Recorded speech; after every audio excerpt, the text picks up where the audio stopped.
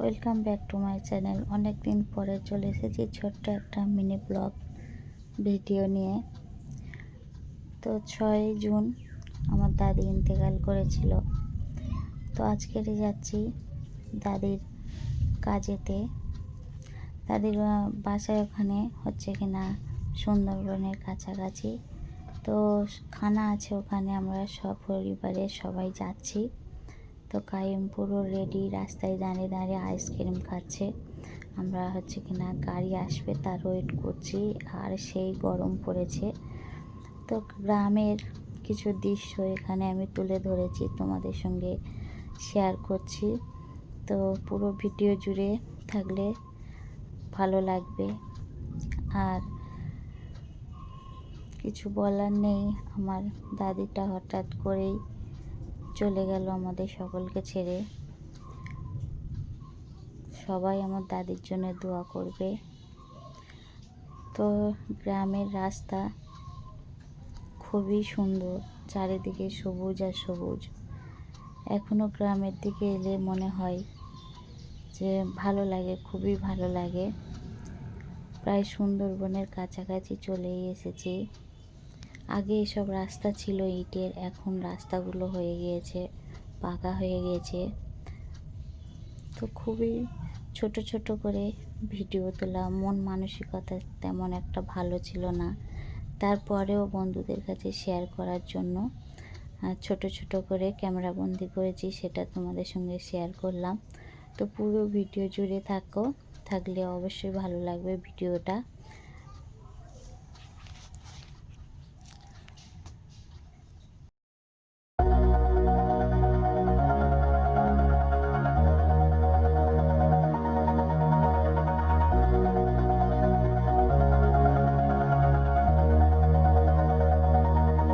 All this time, I've been holding on so tight, 'cause all that I do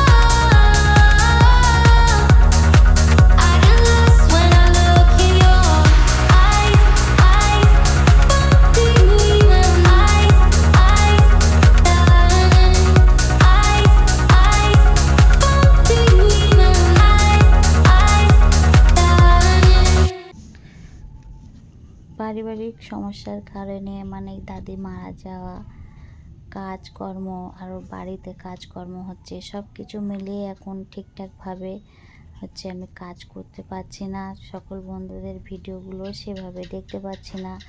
তো যতটুকু সম্ভব হয় video করি, আর একটু দেরি দেরি করে ভিডিও দিই, কারণ একটা ভিডিও তৈরি করতে গেলেও অনেকটা সময় লাগে, সেই সময়টুকু পাচ্ছি না, তার জন্য এখন ভালো করে আমি ভিডিও দিতে পারছি না। তো আজকের একটু সুযোগ মিলেছিল, দাদির বাড়ি যাচ্ছি, তো একটু ছোট ছোট করে ভিডিও করে তুলে ধরেছি। তো অলরেডি এখানে চলে এসেছি। তো এইগুলো দেখাচ্ছে ছোট ছোট পুকুর। এই পুকুরগুলো কিন্তু ছোট হলেও কিন্তু অনেক মাছ আছে এখানে। আর এটা হচ্ছে একদম নদীর ধারে। এই যে একটা লঞ্চ আর করা রয়েছে, এখন ভাটা বলে কপাল গুনে লঞ্চটা চড়তে পারলাম না। এই লঞ্চে করে হচ্ছে কিনা অনেক দেশ বিদেশ থেকে মানুষেরা আসে সুন্দরবনে ভ্রমণ করার জন্য। তো ভিতরে থাকার ব্যবস্থাও আছে, এখানে খাট গদি। এখন অবশ্যই সব রিপেয়ারিং চলছে বা ধোলাই চলছে, পরিষ্কার পরিচ্ছন্ন হচ্ছে বলে ওই জন্য সব কিছু আগোছালো লাগছে, কিন্তু খুব সুন্দর ঘরের মতন। সব বেড আছে, পুরো একটা কামরা আছে। আর চড়তে পারলে খুব ভালোই লাগতো, ব্যাড লাক চড়তে পারলাম না। তো ভিতরটা একটুখানি দেখিয়ে দিলাম বন্ধুদের কাছে। ভিডিও জুড়ে যে সকল বন্ধুরা শেষ পর্যায়ের দিকে চলে এসেছে তাদের কাছে একটাই অনুরোধ, যদি ভিডিওটা ভালো লেগে থাকে একটা লাইক দিয়ে ভিডিওটা কন্টিনিউ করে যাও ভিডিওটা শেষের দিকে। তো এই তো দেখাচ্ছি আরও লঞ্চ এখানে বাঁধা রয়েছে নদীর ধারে। তো এখন ভাটা বলে কিছুই বোঝা যাচ্ছে না, তো সবই একটু একটু করে ক্যামেরা বন্দি করেছি। সবাইকে এতক্ষণ থাকার জন্য অনেক অনেক ধন্যবাদ।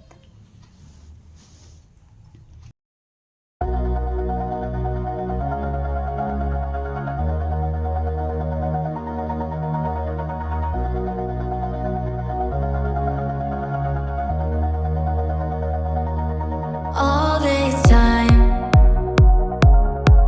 I've been holding on so tight, 'cause all that I do